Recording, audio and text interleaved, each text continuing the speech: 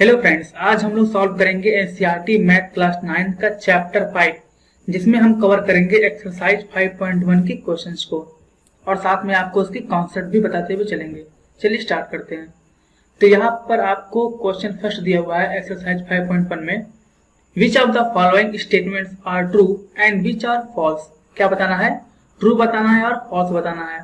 Give reasons for your answers, और हमें answer भी बताते हुए चलना है। तो यहाँ पर आपको हम लोग पार्ट पार्ट में करेंगे। यहाँ पर दो क्वेश्चन, यहाँ पर दो क्वेश्चन, एक क्वेश्चन, ठीक है। तो पहला क्वेश्चन क्या दिया हुआ है, only one line can pass through a single point. Question बोल रहा है कि क्या किसी सिंगल पॉइंट से सिर्फ एक ही लाइन पास हो सकते हैं। तो ये देखिए यहाँ पर हमने एक बना दिया यहाँ पर सिंगल पॉइंट।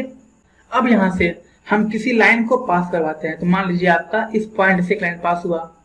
अब मान लीजिए हम इसी पॉइंट से एक और लाइन पास कराते हैं, ठीक है। फिर से मेरा मन किया हम एक और लाइन पास करवा दिए, फिर से एक और लाइन पास करवा दिए। तो मतलब किसी एक सिंगल पॉइंट से आप एक नहीं बल्कि आप इनफाइनाइट बहुत सारे लाइन आप पास करवा सकते हैं। तो इसका मतलब जो पहला वाला वो क्या हो जाएगा, यहाँ पर फॉल्स हो जाएगा। और रीजन में आप देंगे कि a number of lines can be pass through single point, therefore ये फॉल्स हो जाएगा। चलिए क्वेश्चन नंबर सेकंड है, there are an infinite number of lines which pass through two distinct points. तो क्वेश्चन क्या बोल रहा है कि दो पॉइंट है आपके पास, दो डिस्टिंक्ट पॉइंट है। तो मान लीजिए एक ये पॉइंट है और एक ये पॉइंट है, दो पॉइंट दिया हुआ है। और इस दो पॉइंट से क्या इनफाइनाइट नंबर ऑफ लाइन पास हो सकते हैं। चलो देखते हैं। हम क्या करेंगे, इस पॉइंट से इन दोनों पॉइंट से एक लाइन ड्रा करेंगे। तो एक लाइन ड्रा हो गया। अब इन्हीं दोनों पॉइंट से क्या और भी लाइन ड्रा हो सकते हैं? नहीं, क्योंकि देखिए ये पॉइंट है और ये पॉइंट है। इन दोनों पॉइंट से हम फिर से लाइन ड्रा करेंगे तो फिर से इसी के ऊपर क्या करेगा, रिपीट करेगा। मतलब बार बार इसी लाइन के ऊपर रिपीट करेगा। तो इसका मतलब दो पॉइंट से सिर्फ एक ही लाइन ड्रा हो सकता है। तो क्वेश्चन नंबर सेकंड में क्या हो जाएगा, यहाँ पर क्वेश्चन नंबर सेकंड फॉल्स हो जाएगा। अब क्वेश्चन नंबर थर्ड है, a terminated line can be produced indefinitely on both the side. यहाँ लिखा है टर्मिनेटेड लाइन, इसका मतलब होता है इंड। टर्मिनेटेड का मतलब होता है इंड, मतलब जो लाइन इंड हो चुका हो। जैसे आपका ये लाइन दिया हुआ है, यहाँ पर एक पॉइंट है, यहाँ पर एक पॉइंट है। सब बात को समझिएगा। टर्मिनेटेड लाइन का मतलब होता है लाइन सेगमेंट। इसको हम लोग बोल सकते हैं लाइन सेगमेंट, मतलब ऐसा लाइन जिसका कोई फाइनाइट लेंथ हो। तो टर्मिनेटेड लाइन को हम लोग बढ़ा सकते हैं। जैसे मान लीजिए ये लाइन आपका 5 सेंटीमीटर का है। अब मेरा मन कर रहा है यहाँ से हम 2 सेंटीमीटर बढ़ा दें, तो बढ़ा दिए 2 सेंटीमीटर। मेरा मन कर रहा है यहाँ से हम 1 सेंटीमीटर बढ़ा दें, तो हम यहाँ भी बढ़ा दिए। अब क्या हो गया, पहले 5 था, अब क्या हो गया 5 2 7 1 8, अब पूरा का पूरा 8 हो गया। मेरा मन करेगा हम इसको 10 सेंटीमीटर बढ़ा देंगे, मेरा मन करेगा हम इसको 100 सेंटीमीटर बढ़ा देंगे। तो ये आपके ऊपर है, आप जितना भी बढ़ा पाए। तो इसका मतलब क्या, हम किसी लाइन सेगमेंट को इनफाइनाइटली उसको बढ़ा सकते हैं। तो ये तीसरा वाला क्या हो गया, ये तीसरा वाला ट्रू हो जाएगा कि हम किसी भी लाइन को इनफाइनाइटली बढ़ा सकते हैं। चौथा क्वेश्चन दिया हुआ है, if two circles are equal then their radii are equal. अगर दो सर्किल इक्वल हैं तो उसके दोनों रेडियाई इक्वल होंगे। हाँ जरूर होंगे। जैसे मान लीजिए ये आपका सर्किल दिया हुआ है, ये 5 सेंटीमीटर इसका रेडियस है। तो अगर दूसरा सर्किल है और उसका रेडियस हमको नहीं पता है, लेकिन ये पता है कि इस सर्किल के बराबर ये सर्किल है, मतलब इसका जो सर्किल का जो पूरा एरिया है इसके सर्किल के एरिया के बराबर है, तो ये 5 सेंटीमीटर होगा, ये ऑब्वियस होगा, ठीक है। तो आपका चौथा वाला भी ट्रू हो जाएगा। चलते हैं नेक्स्ट क्वेश्चन पर। तो 5वां क्वेश्चन दिया हुआ है, in figure 5.9 if A B is equal to P Q and P Q is equal to X Y then A B is equal to X Y. मतलब बोल रहा है कि अगर ए बी पी क्यू के बराबर है, मतलब ए बी जो है इस पी क्यू लाइन के बराबर है, और यहाँ से पी क्यू बराबर एक्स वाई, मतलब पी क्यू जो है वो एक्स वाई के बराबर है। तो बताइए कि ए बी भी एक्स वाई के बराबर होगा। तो ए बी जो होगा वो एक्स वाई के बराबर होगा। तो हाँ होगा। देखिए कैसे होगा, यहाँ से लिखा है ए बी बराबर पी क्यू। क्या लिखा है, ए बी बराबर पी क्यू, और यहाँ क्या लिखा है पी क्यू बराबर एक्स वाई, मतलब ये पी क्यू है, इसी को हम कर दे रहे हैं बराबर एक्स वाई। तो ए बी बराबर पी क्यू और पी क्यू बराबर एक्स वाई।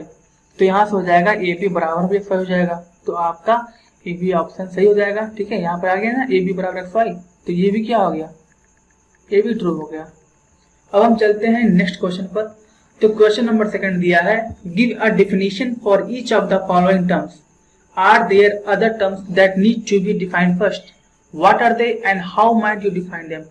यहाँ पर क्या करना है, हमें जो भी दिए हुए हैं जैसे parallel line, perpendicular lines, line segment, radius of a circle square, हमें इनको डिफाइन करना है। देखिए हम आते हैं पहले पर, लिखा हुआ है पैरेलल लाइंस। तो यहाँ पर आपके सामने 2 लाइंस है। अब देखिए पैरेलल लाइन होते क्या है। देखिए जब भी आपको 2 लाइन दे और दोनों लाइन के बीच का जो डिस्टेंस है वो बराबर हो, जैसे मान लीजिए यहाँ पर जो गैपिंग है इनके बीच का वो 2 सेंटीमीटर है, मान लीजिए यहाँ भी 2 सेंटीमीटर का गैपिंग है दोनों लाइन के बीच में, यहाँ भी दोनों लाइन के बीच में 2 सेंटीमीटर का गैपिंग है, तो इनको बोलते हैं पैरेलल लाइन।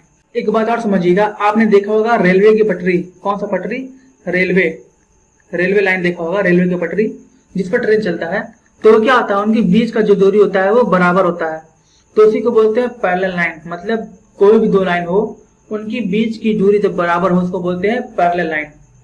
अब यहाँ पर दूसरा बोल रहा है परपेंडिकुलर लाइंस। तो आपके सामने यहाँ पर एक लाइन दिया हुआ है और एक लाइन दिया हुआ है। देखिए ये लाइन पहला है, ये लाइन दूसरा है।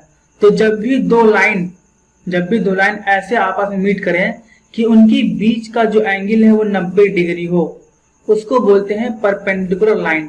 ये ऐसे भी हो सकता है, ये ऐसे भी हो सकता है, यहाँ पर 90 डिग्री हो गया दोनों के बीच का एंगल। मान लीजिए ये ऐसे दिया है और ये ऐसे दिया है, तो इसके बीच का भी एंगल जाकर 90 डिग्री हो गया। मतलब कोई भी 2 लाइन ऐसा लाइन जिनके बीच का एंगल 90 डिग्री हो, जो 90 डिग्री पर आपस में मीट करते हो, उनको बोलते हैं परपेंडिकुलर लाइंस। अब तीसरा क्वेश्चन है लाइन सेगमेंट। तो लाइन सेगमेंट क्या होता है, आपके सामने देखिए यहाँ पर एक लाइन दिया हुआ है, ठीक है, ये लाइन है। तो यहाँ पर लाइन पर देखिए यहाँ पर डॉट है, यहाँ पर डॉट है। इसका मतलब है कि जो लाइन है वो एंड है और इसका कोई फाइनाइट लेंथ है। तो ऐसा लाइन, ध्यान सुनिएगा, ऐसा लाइन जिसका कोई फाइनाइट लेंथ हो या आप उसको स्केल से मेजर कर सके, उसको बोलते हैं लाइन सेगमेंट। जैसे मान लीजिए हम इसको स्केल से मेजर किए और मेजर करने पर ये 8 सेंटीमीटर आ गया, तो इसको बोलेंगे लाइन सेगमेंट, ठीक है। अब आप पूछेंगे लाइन क्या होता है, तो लाइन वो होता है जिसको हम मेजर नहीं कर सकते हैं, जिसका लंबाई हम लोग माप नहीं सकते हैं, उसको बोलते हैं लाइन। और जिसका लंबाई फाइनाइट होता है, जिसको हम लोग मेजर कर सकते हैं स्केल पर, उसको बोलते हैं लाइन सेगमेंट। क्वेश्चन नंबर 4 है radius of a circle, circle का रेडियस। तो मान लीजिए आपको कोई सर्किल दिया हुआ है और उस सर्किल के सेंटर से कोई लाइन पास कर रहा है, तो सेंटर से जो लाइन पास करता है और सर्किल पर टच करता है उसको हम लोग क्या बोलते हैं, रेडियस बोलते हैं। क्या होता है, रेडियस होता है, समझे ना। जैसे आपका ये सर्किल दिया हुआ है, ये सर्किल का सेंटर है। अब इस सर्किल के सेंटर से कोई लाइन पास करे और सर्किल पर टच करे, ये सर्किल है और सर्किल पर टच करे, उसको बोलते हैं रेडियस। अब अगला है स्क्वायर। तो स्क्वायर को हम लोग डिफाइन करेंगे। तो यहाँ पर दिया है स्क्वायर। तो स्क्वायर क्या होता है, स्क्वायर आपके सामने है। तो ऐसा कोई फिगर जिसमें आपका 4 लाइन हो, वो चारों लाइन आपस में 90 डिग्री पर मीट किए हुए हो, ठीक है, चारों लाइन आपस में 90 डिग्री पर मीट कर रहे हो और चारों लाइन का लेंथ बराबर हो, उसको बोलते हैं स्क्वायर। हमने यहाँ पर जो भी डिफिनेशन बताया है, हमने आपको सब फिगर के साथ समझा दिया है, आप उनको अपने शब्दों में लिख लीजिएगा, ठीक है। तो हमने आपको सब बता दिया है। जैसे देखिए हम स्क्वायर समझा रहे थे आपको। तो स्क्वायर मान लीजिए आपका ये लाइन जो है वो 5 सेंटीमीटर का है, तो इसका मतलब ये भी 5 सेंटीमीटर का होना चाहिए, ये भी 5 सेंटीमीटर का होना चाहिए और ये भी 5 सेंटीमीटर का होना चाहिए। साथ में हर एंगल 90 डिग्री का होगा, ये 90, ये 90, ये तो 90 और ये भी 90, ठीक है। तो स्क्वायर क्या होता है, स्क्वायर वो फिगर है जिसमें आपका 4 साइड हो, चारों साइड का लेंथ बराबर हो और हर साइड आपस में 90 डिग्री पर मीट कर रहे होंगे। तो आपका क्वेश्चन नंबर 2 भी कंप्लीट हो गया है।